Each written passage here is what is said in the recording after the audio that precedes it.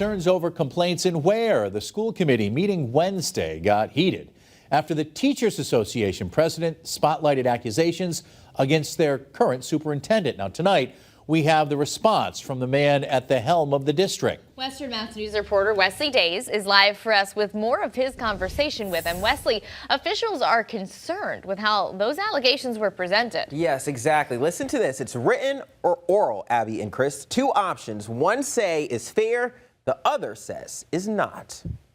Can we read the law here so that nobody wants to hear it? Read the law here. Lessons on legality took center stage in Ware last Wednesday. Every school committee hears words of no confidence against their superintendent. Teachers stated their concerns about Dr. Michael Lovato. 95% of the union says they have no confidence in him. He bullies and targets staff. No lockdown drills were conducted during the 23-24 school year. The school committee fought back. Unions are required to provide written documentation of this topic. Now the superintendent weighs in. We have grievance procedures that are outlined in our CBA. We have Title IX, procedures that are outlined in our policies.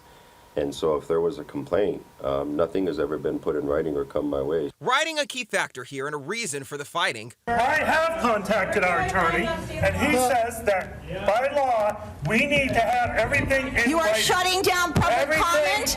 Mr. Winslow, respectfully, you are wrong. Meanwhile, the superintendent, who says he has no complaints against him in his 17 months on the job, wants everyone involved to meet. If these concerns were valid and they had some concerns, they should have been talking to me all along. We should never allow things to fester. If there's really something that you want to talk about, you have to come to the table.